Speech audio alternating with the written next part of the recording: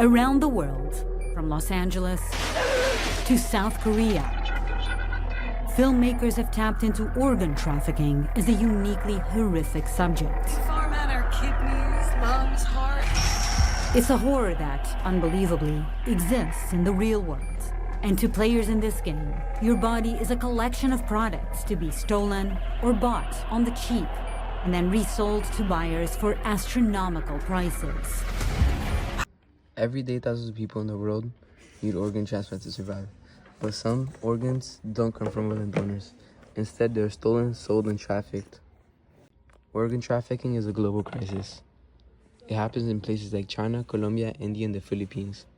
In 2021, doctors performed 144,302 organ transplants, but not all of them were legal. Behind these numbers is the dark human lives that are treated like products. In Colombia, powerful cartels control much of this illegal trade. They exploit the poor, deceive the desperate, and bribe officials. For law enforcement, stopping the battle against deep-rooted crime networks. Organ trafficking doesn't just happen in one way. It takes many cruel forms. Some victims are kidnapped, drugged, or forced into surgery, never knowing their organs are being taken until it's too late. Others struggling with poverty are tricked into selling their organs. They are promised money or medical care, but are often left sick, weak, and unpaid. Long waiting lists for legal transplants push desperate patients to turn to black market dealers. These illegal surgeries don't always happen in dark alleys. Sometimes corrupt doctors perform them in real hospitals, covering up their crimes. The effects of organ trafficking are devastating, and often there's no turning back.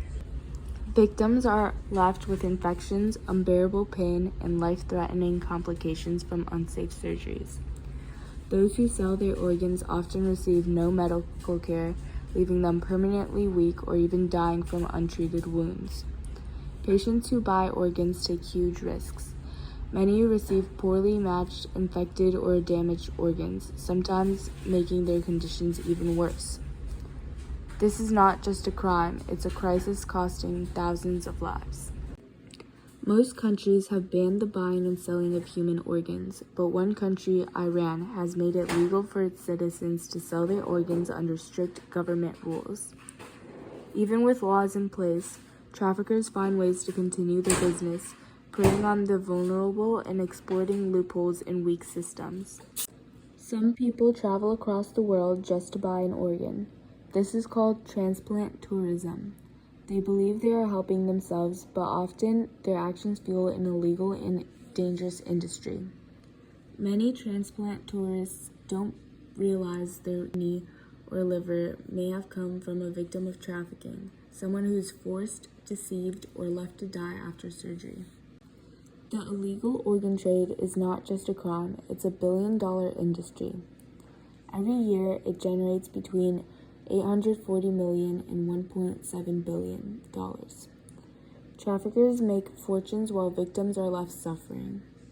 Why is it hard to stop? Stopping organ trafficking is one of the biggest challenges in law enforcement. Many countries don't have laws stopping their citizens from buying organs abroad. Organ trafficking is a global crime, with criminals operating across different countries, making arrests more difficult. Traffickers use fake businesses, corrupt officials, and secret networks to cover their tracks. Despite the challenges, there are people fighting to end this trade, but they can't do it alone. Trafficking survives in the shadows, fueled by greed, desperation, and a lack of awareness. But we have the power to fight back. Stronger laws, global cooperation, and ethical choices from patients can help stop this crisis. The question is, what will we do? On February 7, 2025, Pope Francis called for global action against human trafficking, emphasizing hope and prayer. Catholic sisters like those in Talitha Cum rescue victims, offering shelter, healthcare, and education. Schools and parishes are educating communities on prevention. The Church also advocates for stronger laws and partnerships with governments and NGOs. By empowering vulnerable populations, they're tackling root causes like poverty and conflict. Together, we're making a difference. Join us in this vital mission.